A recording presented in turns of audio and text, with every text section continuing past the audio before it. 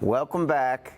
Thanks for joining us again, especially the folks from Brazil, because we've noticed that increasing, and we're really happy for your presence. So today is another good one. Of course, we're here with three other behavior analysts again, board certified, Kate, Pat, and Brianna.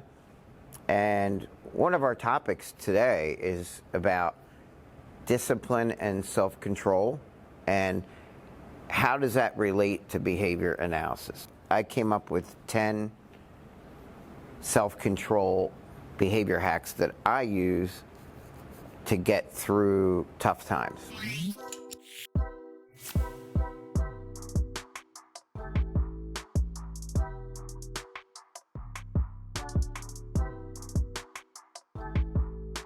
The first one that I use is when I have important things to get done. I usually do them between like 11 and 2.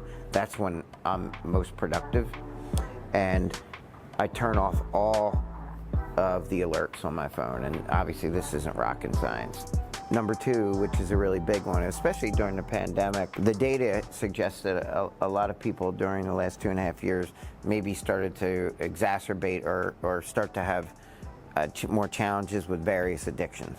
I mean, that could be anything. It could be online gambling, could be drinking, drugs, these opioid matters right now. And what I've found is that for myself, usually the addictions seem to create a little bit of impulsivity in me, at least. So 13, 14 years ago when I was drinking, I wanted the day to end earlier so I could go have a beer. And the challenge there is that there were times that I would shortcut the day, and there's really no success in taking shortcuts. Some days you're gonna need to drill in and I am gonna do a 16-hour day because of what's due the next day. And I know that's kind of against a lot of the work-life balance stuff that's out there, but when I was drinking at that time, I noticed that I didn't want to follow through and finish what I was working on. And what I've also learned about various addictions are that your patience also, at least my patience, was shorter, because I had to fulfill a need of having a beer or something to that nature. I think even looking at social media, like, people are so addicted to social media, and it's such a relevant thing where before you know it, you just spent 2 hours on TikTok. And it's one of those things that, research shows it is addictive, and it's created that way for a purpose. So almost kind of getting yourself out of it. So even looking at that, like for me, I have a cap on my phone where once I hit 2 hours of social media a day, it locks me out of everything. And that's it. Wow. I'm done for the day. So the third one is, it just goes along with what you were saying with the research, to really act on logic, data, really mull something over for so many days as opposed to impulsivity. I'm usually very forgiving of someone maybe popping off on me by text or by email, because I don't know what they're going through, But I've seen some people lose their jobs over the years just by going off on when they were angry or feeling impulsive on email. I love that, like the 48-hour rule, I call it, and I learned about that from of all things, my daughter's soccer coach. And if any of you, if any of you follow like youth sports, you'll notice that there are oftentimes a lot of parents behaving badly.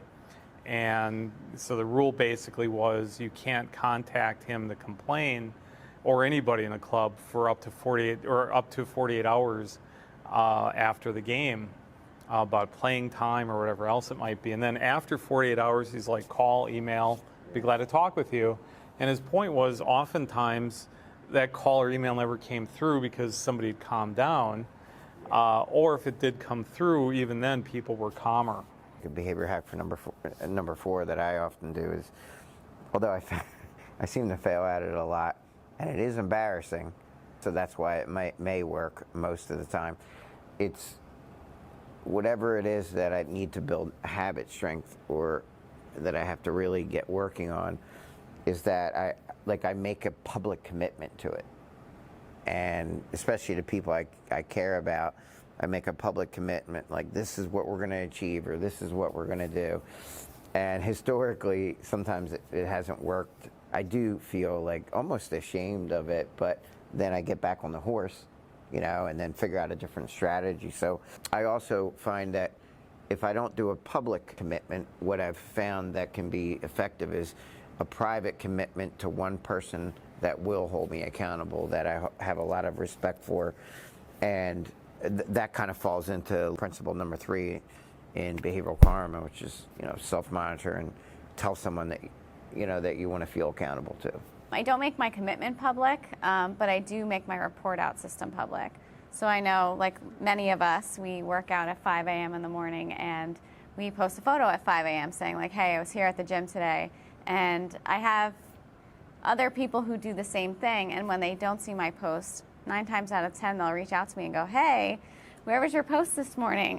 Yeah, did you fall off? Yeah, right. And some people love to see that, right? Some people love to see you say, like, no, I didn't make it. I know. Yeah. What a jerk, right? Yeah. No. Number 5 behavior hack on discipline and self-control. This one, I think, for most behavior analysts, this would resonate. So it's, pretty much your physical environment manipulations.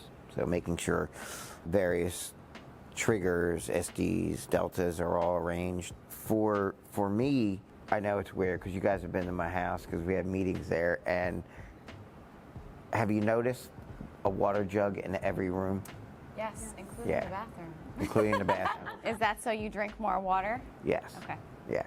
I like that. The 6th little behavior hack for discipline self-control, I had, it may get a little away from behavior analysis, but probably not when it comes to the covert rehearsal piece.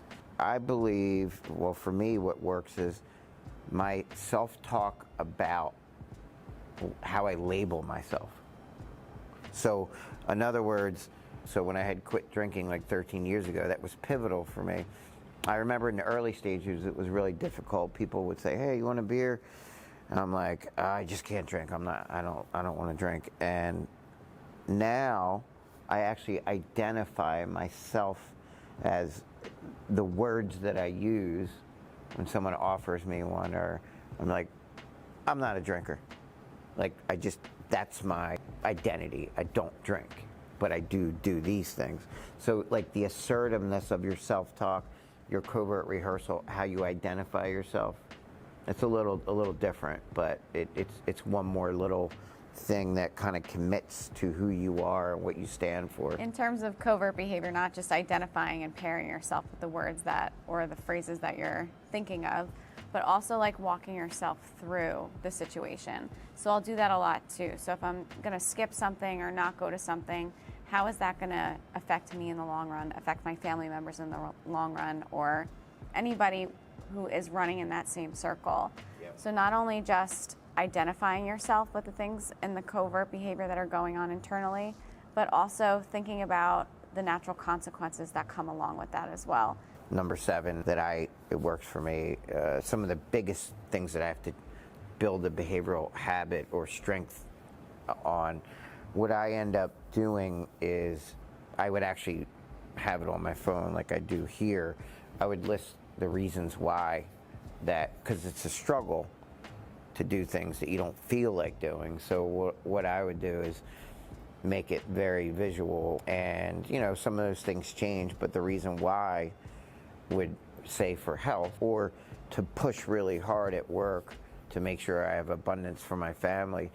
I'll tie it back for those things in those tough moments, and I'll think about my mom, my brother, my sister, having a baby on the way, reasons that I have to be healthy whether I feel like it or not. It's not about me.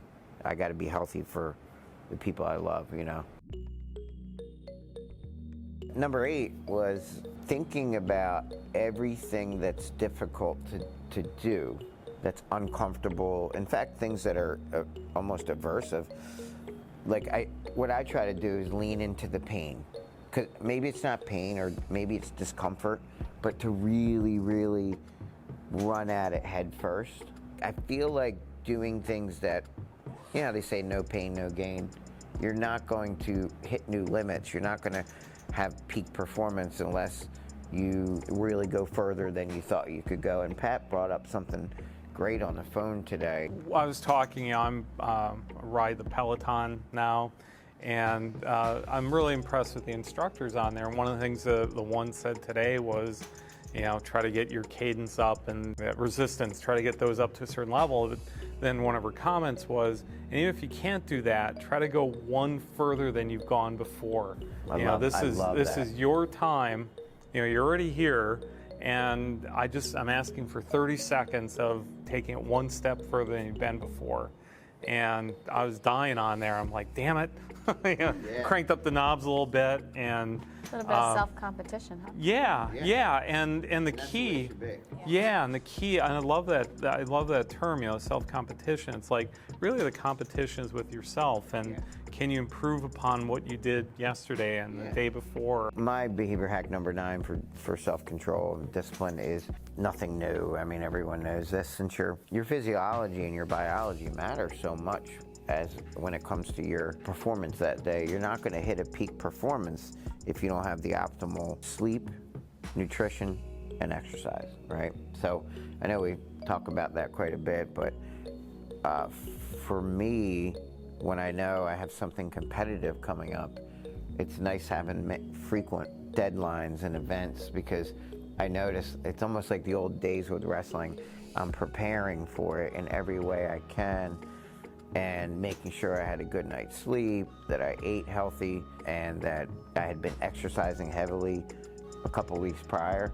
The last one I had was just, for me, it's effective. I think I do it differently than what I've read other people do, but for me, it's meditation. And there are 2 times that, for me, give me innovative ideas, especially like as we're doing things much differently as an organization in order to really exceptionally serve learners and hire good people. We often have to do things differently. But I've noticed that some of my ideas, the best ones come when one of 2 things are happening. When I'm sitting very still in my backyard, just like looking at the trees and breathing, right? Living in the moment, or I'm on the treadmill all caffeined up, and that activity just produced something. I hurry up and write it down.